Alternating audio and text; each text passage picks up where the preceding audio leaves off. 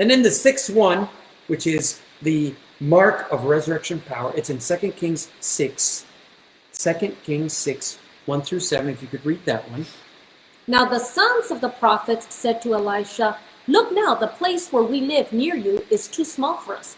Please let us go to the Jordan River and let each man take from there a beam for the building, and let us make a place there for ourselves where we may live." And he answered, "Go." Then one said, "Please be willing to go with your servants." So he answered, "I shall go."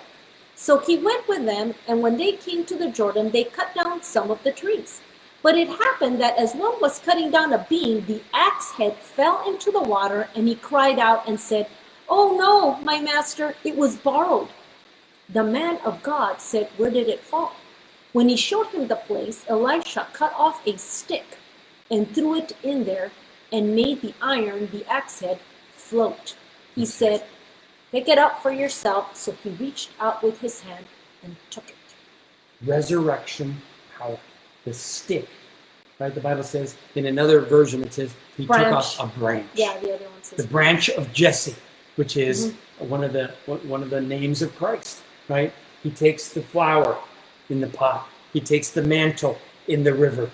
He takes the branch and he throws it in that place. And it's fascinating because, you know, that axe head, which is iron, is by nature, by the laws of physics, the laws of nature, it's going to sink to the bottom. Yeah, it's heavy. And that branch, by the laws of nature, should float in the top. Right. But a transaction took place. He specifically said, where did it fall? He didn't just throw it in the river.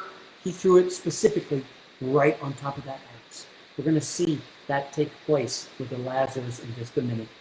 We're going to see that prophetic significance. But what a beautiful picture of resurrection power being released simply because of the transaction.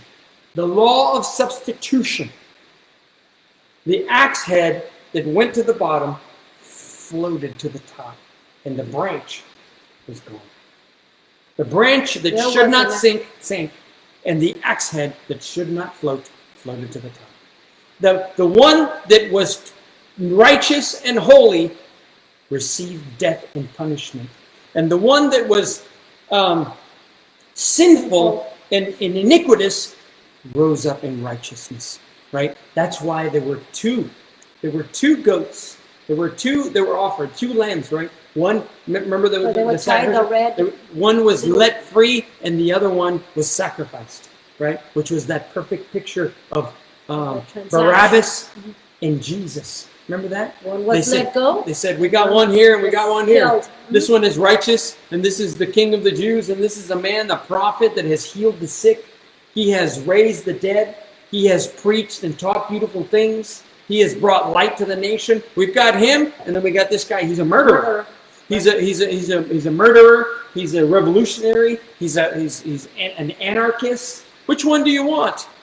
And the Bible says, right, that Jesus was taken to the cross and he was set free.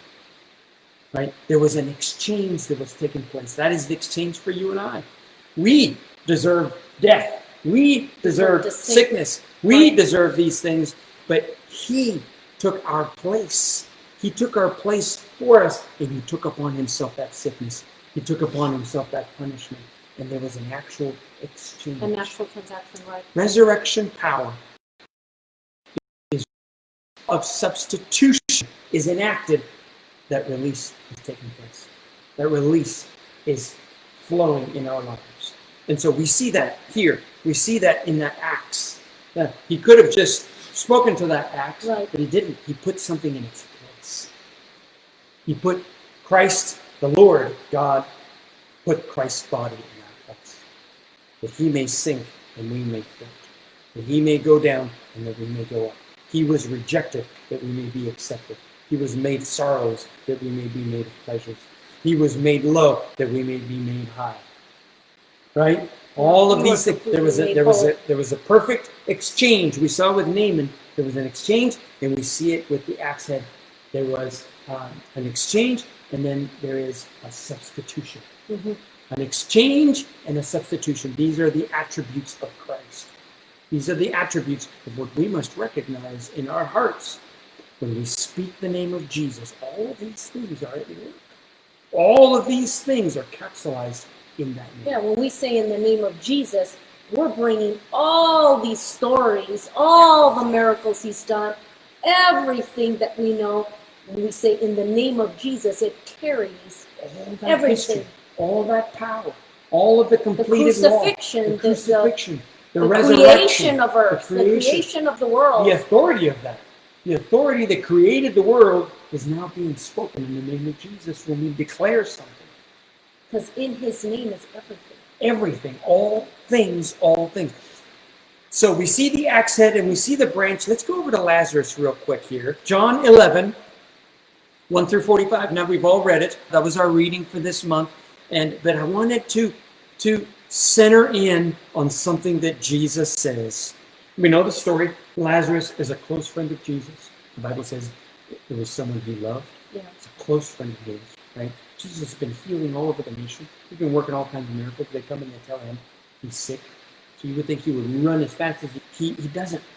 He stays put, right? He stays put by the power of the Holy Spirit. He stays put.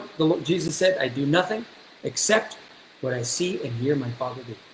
So he's doing it, and so he stays put. And so then 4 days later, by the time he gets back to Lazarus, he has died.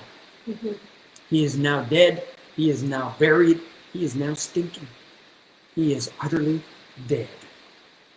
And he comes up to the sisters, and the sisters come up to him and they say, if you had been here. I love this part. If you had been here. You know, God's power doesn't need to come in at a certain time.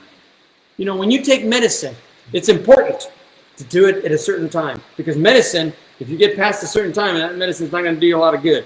They always say with diseases, the earlier they catch them, the better your chance of survival. Right. Medicine is powerful, and the things that man knows to do are powerful, but there's a time window, right? There's a window of time there. Don't skip a dose. And don't skip a dose. But there's a window of time there when if you pass it, there's no hope for you.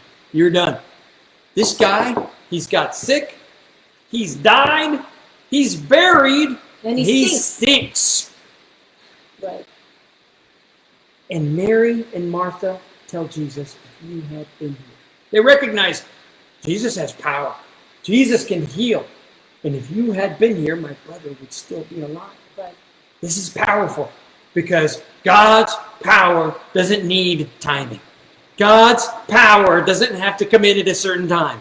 God's power will come in when God's power comes in, and God's power will restore everything back to life and everything back to its original state whenever it comes in.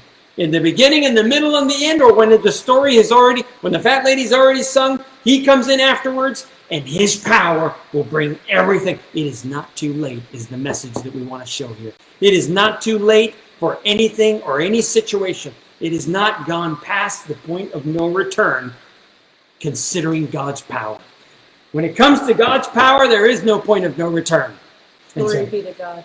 And so he says, so they say, if you had been here, and Jesus says to her, he says, did I not tell you that if you believe, you would see the power of God? And he says, and now, roll away the stone. I love this part. Jesus could have done anything. Don't skip over the part where he says, I am the resurrection. Yeah, that's my favorite. That is your favorite verse in the whole scripture. John 11:25. Jesus says to her, that's right, I was going to totally go over it. He says, go ahead and say it. When he says, I am the resurrection. And the life. He says, I am. All things are in here, encapsulated in this person right here. All things. And what a powerful statement. What a beautiful statement. You know, all we have to do is just believe in Jesus. No matter what you're lacking, no matter what obstacle you're facing, no matter what report has been given, no matter where the situation and how far it has gone, if you have Jesus, if you believe he is in that resurrection, you have everything you need to bring that back to life, to restore those things back to your life as God intended to give them to you. Just like that boy with the Shunammite woman, he restored him back to her. Just like that axe head, he restored that back to him. Just like that pot that was poisonous, he restored it to a good pot. That is the power and the resurrection power that is at work in us who believe. Right. In Not us who hope. believe. No. Believe. Believe, right? Hope? Yeah, exactly. Not hope, but to know it. That's why we did this study, right? To know in our hearts. To know in our hearts. He says, I am the resurrection and the life.